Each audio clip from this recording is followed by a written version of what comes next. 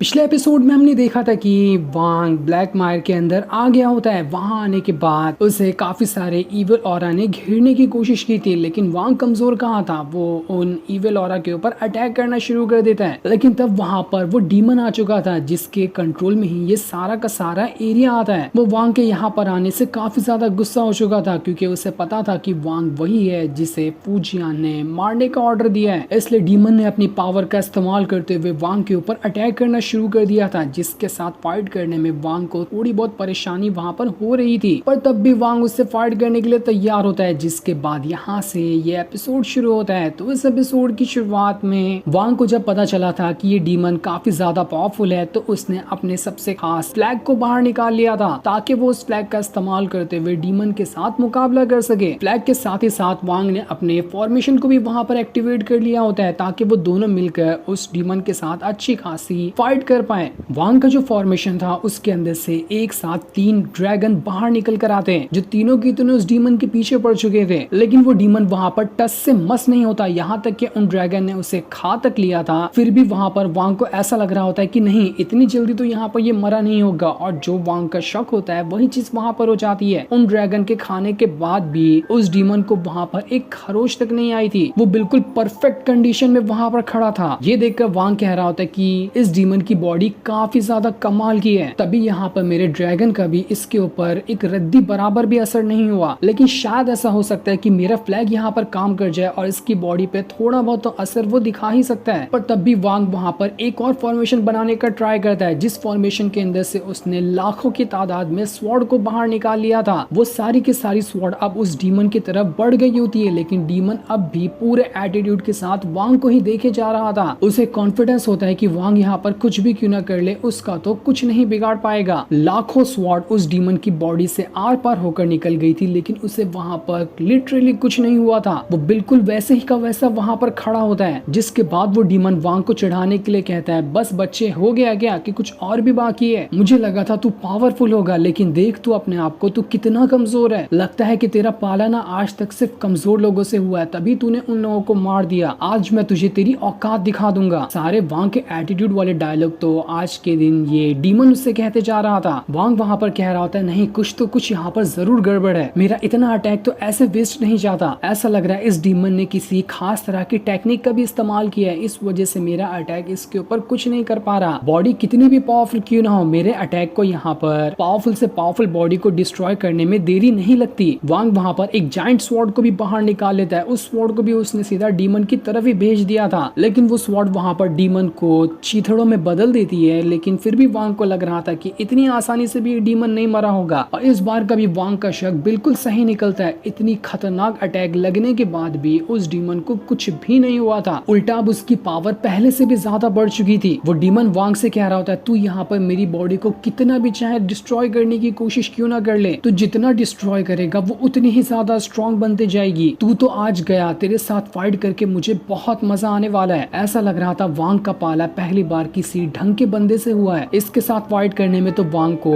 परेशानी जरूर होने वाली है। डीमन ने अपने इविल पावर का इस्तेमाल करते हुए वांग को वहां पर चारों तरफ से घेर लिया था, और वो इविल पावर वांग को जमीन में उठाकर पटक देती है, जैसा कि पिछले बंदे के साथ हुआ था, ताकि यहाँ पर भी वांग को मारकर उसकी स्पेशल रूट को बाहर निकाला जा सके। लेकिन इस अटैक के बाद वांग अभी यहाँ पर मरा या नहीं मरा ये अभी हमें नहीं दिखाया जाता। दूसरी तरफ हम फूजियान को देखते हैं, जो अपने कमरे में परेशान खड़ा हुआ था। फूजियान के साथ जो एक दूसरा एल्डर खड़ा होता है, वो उससे कह रहा होता है, फूजियान, क्या आपको लगता है कि वो डीमन अकेला वांग का मुकाबला कर पाएगा? क्या हमें कुछ और लोगों को नहीं भेज देना चाहिए वांग की जान लेने के लिए, जो वहां पर उस डीमन की मदद करेंगे? क्योंकि हम यहाँ पर रिस्क जरा सा भी नहीं ले सकते वांग को जिंदा छोड़ने का। एक बार वो बच गया ना तो हमारी जान की खैर नहीं होने वाली है। लेकिन फूजियान उस एल्डर की किसी भी बात का कोई जवाब नहीं देता और अपनी कुर्सी पे आकर बैठ जाता है। उसके बाद वो ठंडी सांस लेने के बाद उस एल्डर से कह रहा था, तुम्हें क्या लगता है कि वो डीमन इतना ज्यादा कमजोर होगा? वो डीमन बिल्कुल मेरे भाई की तरह है, मुझे उसके ऊपर पूरा भरोसा है कि वो वांग की जान ले लेगा। वो बस एक कदम पीछे है ट्रांसफॉर्मेशन ऑफ गॉड लेवल पे जाने के लिए, तो तुम उसकी पावर को बिल्कुल भी कम मत आंकना। वो डीमन मेरी आखिरी उम्मीद है। अगर वो वांग को नहीं हरा सकता तो समझ लेना कि हमारा कोई भी बंदा वांग को नहीं हरा पाएगा। वो डीमन तभी से स्ट्रॉन्ग है जब उसने अपने नेटसन सोल लेवल को भी ब्रेक थ्रू नहीं किया था। उसके जैसा पावरफुल बीइंग इस दुनिया में कोई भी नहीं है। जहाँ तक कि मुझे लगता है कि वांग ने अभी तक के अपने ट्रांसफॉर्मेशन ऑफ गॉड लेवल को ब्रेक थ्रू नहीं किया है और दुनिया का ऐसा कोई भी नेटसन स्थूल लेवल का कल्टीवेटर नहीं है जो वहाँ पर डीमन के साथ मुकाबला करते हुए जीत जाए। उससे फाइट करने के लिए कम से कम ट्रांसफॉर्मेशन ऑफ गॉड या फिर उससे भी हाई लेवल का बंदा चाहिए, तभी वो वहाँ पर उस डीमन का मुकाबला कर सकता है, वरना वो डीमन के हाथों मारा ही जाएगा। तू टेंशन ना ले, आज वांग का मरना यहाँ पर तय हो चुका है। उसे दुनिया की कोई ताकत आज मरने से नहीं रोक सकती। दूसरी तरफ हम वांग को देखते हैं जिसे उस डीमन के इविल ऑरा से काफी गहरी चोट तो लगी थी, लेकिन वो वहाँ पर अभी मरा नहीं था। उसकी काफी ज्यादा हालत वहाँ पर खराब हो चुकी होती है। वो सोल वहाँ पर वांग से कहता, मास्टर आप ठीक तो हो ना, आप यहाँ पर उस डीमन का मुकाबला तो कर लोगे, आपको कुछ हुआ तो यहाँ पर मैं भी जिंदा नहीं बच पाऊंगा। हमारे यहाँ पर स्वॉर्ड काम नहीं कर रही, रेड लाइटनिंग की पावर काम नहीं करी, कुछ भी काम नहीं कर रहा, तो हम यहाँ पर उस डीमन को कैसे हराएंगे। मेरे ख्याल से मास्टर हमें यहाँ से भाग लेना चाहिए, यही कोई आखिरी रास्ता हो सकता है। हम डीमन के साथ फाइट करके उससे नहीं जीत पाएंगे। जिस पर वांग कहता है, नहीं मैं भाग तो नहीं सकता, मैं स्पिरिचुअल रूट के फॉर्मेशन को खत्म करूंगा। इस डीमन की कोई ना कोई तो कमजोरी जरूर होगी जिसकी मदद से मैं उसे मात दे सकता हूँ। वांग वहाँ पर अपनी पावर का इस्तेमाल करते हुए ये देखने की कोशिश करता है कि असल में उस डीमन को पावर किससे मिलती है, जिस वजह से उससे पता चला था कि ये पूरा का पूरा ब्लैक मार्ट जो एरिया है ना, वो सिर्फ और सिर्फ स्पिरिचुअल रूट के ऊपर ही टिका हुआ है। यहाँ पर अनगिनत लाखों लोगों की स्पिरिचुअल रूट है जो इस जगह को संभाले हुए है और यही स्पिरिचुअल रूट उस डीमन को पावर देती है। इस स्पिरिचुअल रूट के बगैर वो डीमन बिल्कुल ही कमजोर हो जाएगा। वांग कह रहा होता है, जब मैंने अपनी जायंट स्वॉर्ड से उसके ऊपर अटैक, तो तुमने क्या वहाँ का वो ऑरा ऑब्जर्व किया? तुमने देखा होगा कि वो जो ऑरा था वो काफी सारे स्पिरिचुअल रूट की पावर से मिलकर बना था। इसका मतलब हम यहाँ पर उस डीमन की बॉडी को कितनी भी बार डिस्ट्रॉय क्यों ना कर ले, स्पिरिचुअल रूट की पावर की वजह से उसकी बॉडी दोबारा से रिकवर हो जाएगी। यही उसकी सबसे बड़ी खासियत है। इस वजह से हमारे किसी भी अटैक का उस पर असर होने का नाम ही नहीं ले रहा। जब तक इस जगह पर स्पिरिचुअल रूट मौजूद होगी तब तक कि हमारे लिए बिल्कुल नामुमकिन है उस डीमन के साथ मुकाबला करते हुए उसे हराना। हमें कैसे भी करके उस डीमन के पावर सोर्स को खत्म करना पड़ेगा, उसके बाद ही वो मर सकता है। दूसरी तरफ वो डीमन जो था वो चारों तरफ वांग को ढूंढ रहा होता है। वो उससे कह रहा था, बच्चे तू कहाँ जाकर छुप गया? क्या तुझे मुझसे डर लग चुका है? तभी तो तू यहाँ पर छुपते हुए इधर उधर भागने की कोशिश कर रहा है। आजा, मैं तुझे अपनी मुट्ठी में मसलना चाहता हूँ। इसके बाद उस डीमन ने वहाँ पर कई सारे मॉन्स्टर की जो हड्डियां रखी हुई थी उन सभी को कंट्रोल करते हुए वांग के पीछे भेज दिया था, ताकि वांग अगर कहीं पे भी छुपा होगा तो ये हड्डियां जो है वो उसके साथ फाइट करते हुए उसे खत्म कर देगी। पर तब भी वहाँ पर जो हड्डियों वाला बीस्ट होता है 1 सेकंड के अंदर ही गायब हो चुका था, जिसे वांग ने डिस्ट्रॉय कर दिया था। जो देखकर तो डीमन पगला जाता है कि नहीं ये कैसे हो गया, मेरा ये हड्डियों वाला मॉन्स्टर मर कैसे सकता है, वो भी बस पलक झपकते हुए। जिसके बाद वहाँ पर वांग आता है जिसने अपनी पावर का इस्तेमाल करते हुए अपने चारों तरफ प्रोटेक्शन शील्ड बना लिया था और इसी शील्ड पे अटैक करने की वजह से वो हड्डियों वाला मॉन्स्टर खत्म हो गया था। वहाँ पर वांग आने के बाद उस डीमन से कह रहा होता है, तू मेरा इंतजार कर रहा था, तुझे अकल तो है ना, बल्कि मैं खुद तेरा इंतजार कर रहा हूँ ताकि कब मैं यहाँ पर तेरी जान ले सकूं। इसके बाद वांग वहाँ पर अपनी आइस पावर का इस्तेमाल करते हुए वहाँ पर जितनी भी चीजें होती हैं उन सभी को जमाना शुरू कर देता है। देखते ही देखते वो पूरी की पूरी जगह बर्फ में बदल चुकी थी, वहाँ की हर एक चीज जम चुकी होती है। ये देखकर वो डीमन भी हैरान था कि आखिर अब यहाँ पर ये वांग किस तरह का अटैक कर रहा है। जब वो अपनी पावर का इस्तेमाल करते हुए देखने की कोशिश करता है कि असल में वांग का यहाँ पर प्लान क्या है, तब उसे यहाँ पर समझ में आता है कि इस वांग ने तो अपनी पावर का इस्तेमाल करते हुए सारे के सारे स्पिरिचुअल रूट को जमा दिया। अब शायद ही मैं यहाँ पर स्पिरिचुअल रूट की पावर का इस्तेमाल कर पाऊँ। वांग कह रहा था, क्या हुआ बच्चे, अभी से हवा निकल गई, अभी तो मैंने शुरुआत भी नहीं की है ढंग से। जिसके बाद वांग वहाँ पर अपने थंडर ड्रैगन को बाहर निकाल लेता है। वो ड्रैगन जहाँ से गुजर रहा था वो सारी चीज जम रही होती है। जिसके बाद देखते ही देखते ड्रैगन ने वहाँ पर उस डीमन को कैद करने की कोशिश की थी। स्पिरिचुअल रूट को तो वांग पहले से जमा चुका है, अगर अब यहाँ पर उस डीमन की बॉडी पे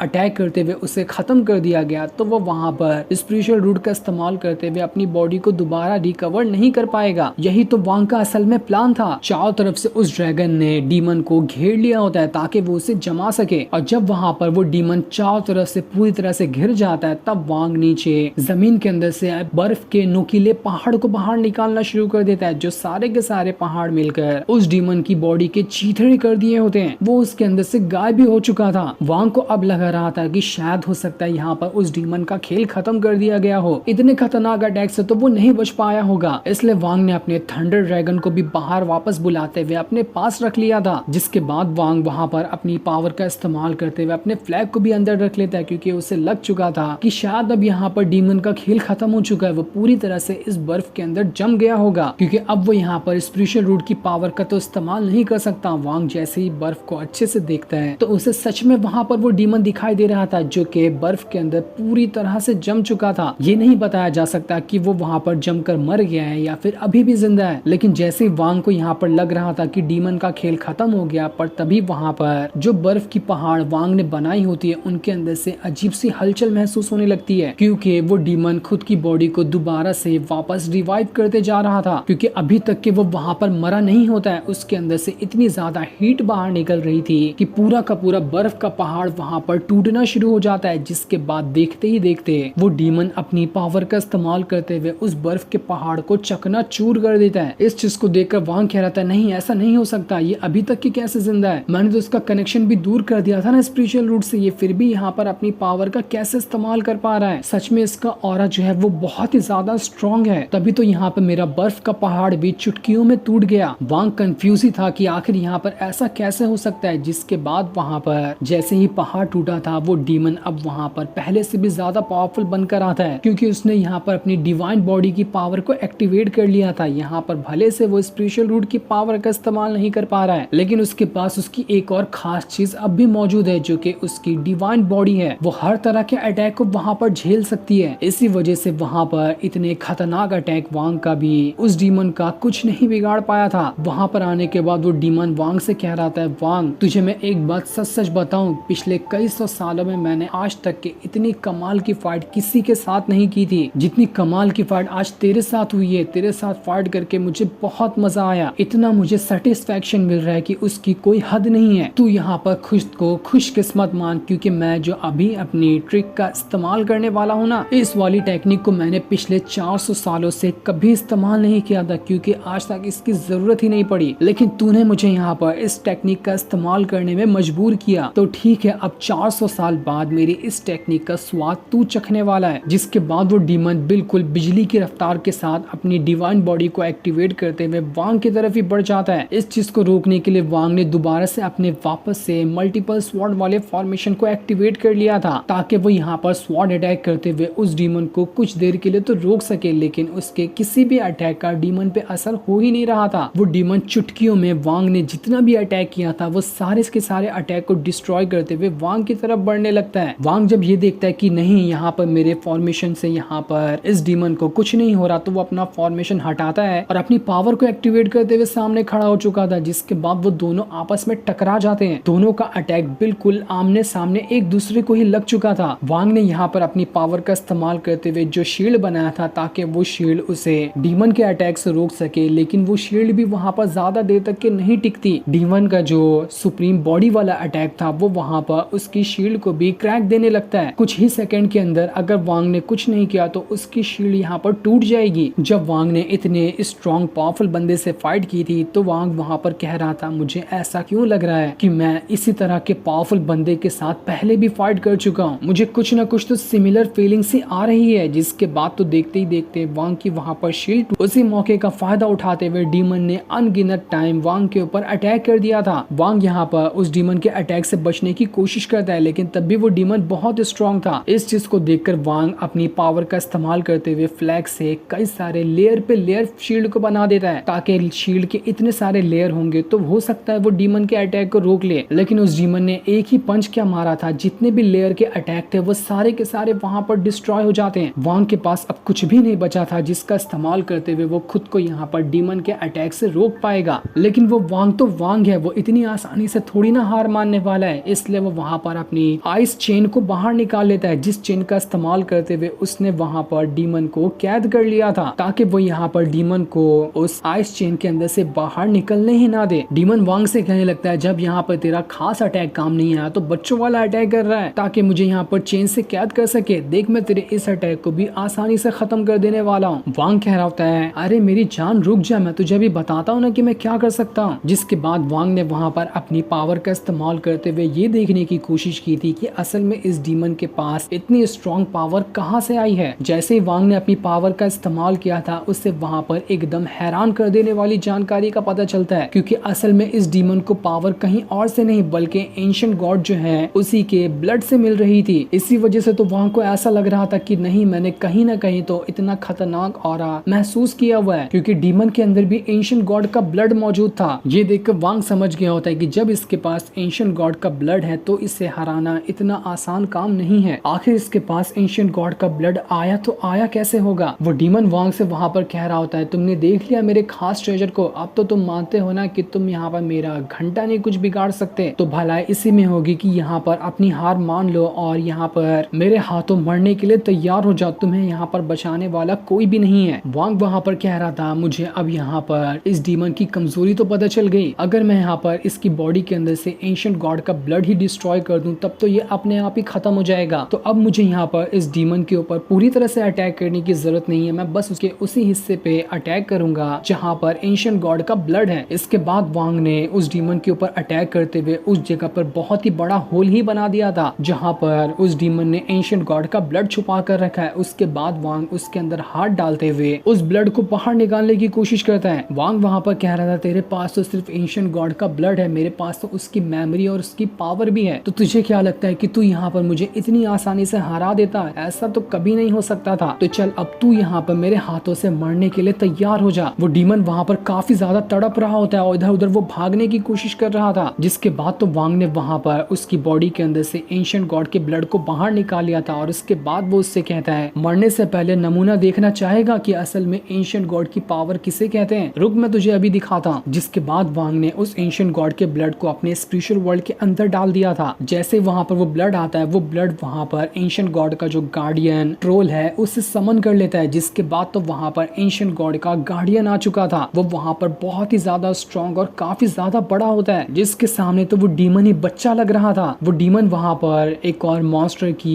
हड्डियों वाले बीस्ट को बाहर निकाल लेता है। उसका इस्तेमाल करते हुए उसने वांग के ऊपर अटैक करने की कोशिश की थी, लेकिन वो ट्रोल अपनी कुल्हाड़ी को बाहर निकालते हुए बस एक ही अटैक ऐसा क्या करता है कि वो हड्डियों वाला मॉन्स्टर लाखों टुकड़ों में बदलकर गायब हो चुका था। उसी के साथ साथ यहाँ पर उस ट्रोल को तो करने की कुछ जरूरत ही नहीं पड़ी थी, उसकी कुल्हाड़ी के अंदर से इतना ऑरा निकला था कि वही ऑरा काफी होता है उस डीमन की जान लेने के लिए, जिस वजह से वो डीमन वहां पर मरकर गायब हो चुका था। उसके मरते साथ ही करोड़ों की तादाद में जो स्पिरिचुअल रूट उस डीमन ने खा कर रखी थी वो सारी की सारी बाहर निकल जाती है। वांग उस डीमन की सोल को भी अपने पास रख लेता है। दूसरी तरफ फूजियान से भी बड़ा वाला जो एल्डर था वो वहां पर आराम से चाय पीते हुए देख रहा था कि बढ़िया कमाल की बात है, ये वांग तो कोई नॉर्मल बच्चा नहीं है, ये आता ही होगा हमारी टैंग फैमिली को बर्बाद करने के लिए। दूसरी तरफ दूसरा वाला एल्डर फूजियान के पास आकर कहता है, मास्टर बहुत बड़ी गड़बड़ी हो गई, वो डीमन भी मारा जा चुका है, उस वांग ने उसका भी खेल खत्म कर दिया। हमने यहाँ से कई सारे अपने कल्टीवेटर को भेजा है वांग को रोकने के लिए, वो किसी भी टाइम यहाँ पर आता होगा। फूजियान तो